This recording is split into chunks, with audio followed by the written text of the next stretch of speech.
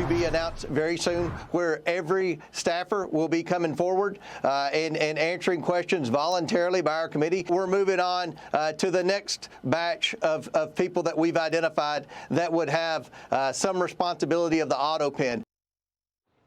So that's House Oversight Committee Chairman James Comer there talking about the investigation into former President Biden's use of the autopen. Now, the Justice Department is also looking into those Biden pardons authorized in the final days of his presidency. Our Peter Doocy pressed the White House press secretary on whether or not the administration should just focus on moving forward. Is there any concern that this president, who won the election on a promise to fix the economy and close the border, that focusing and scrutinizing these Biden pardons is looking into the past instead of looking forward? Look at the border numbers. Look at the time and effort he's divulged into solving the global conflicts abroad. It pales in comparison, but it still, nevertheless, is a very important issue. And Peter joins us live at the White House. Peter, good morning to you. Bill, good morning. Republicans in Congress are now narrowing their focus to things with Joe Biden's signature on them after he dropped out of the re-election race and his power as a lame duck president was slipping away.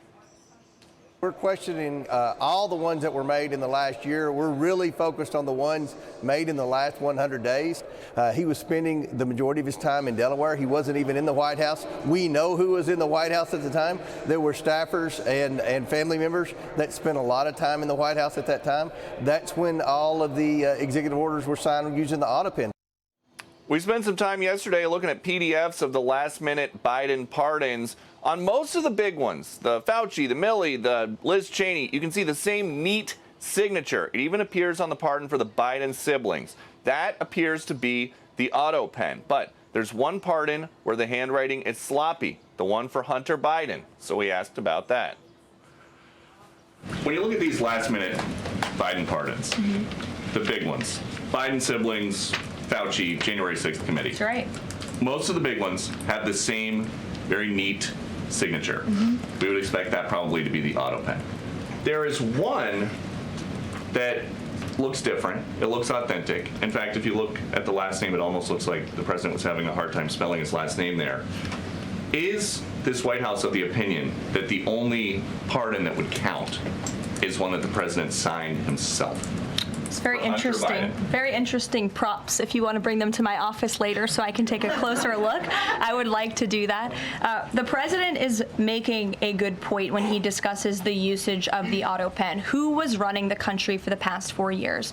Perhaps those documents were signed with the autopen, something that this, I believe the Department of Justice is looking into. And I did bring the printouts to her office, so there may be more on this soon. It's unclear, though, right now if the Justice Department is looking to possibly prosecute people for going behind President Biden's back, or if they are looking to invalidate pardons and then prosecute people who were pardoned, or both. Bill?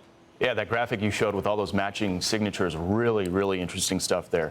Peter Doocy live at the White House for us this morning. Peter, thanks. Hey, it's Will Kane. Click here to subscribe to the Fox News channel on YouTube. It's the best way to get our latest interviews and highlights. And click to subscribe to the Will Kane podcast for full episodes right now.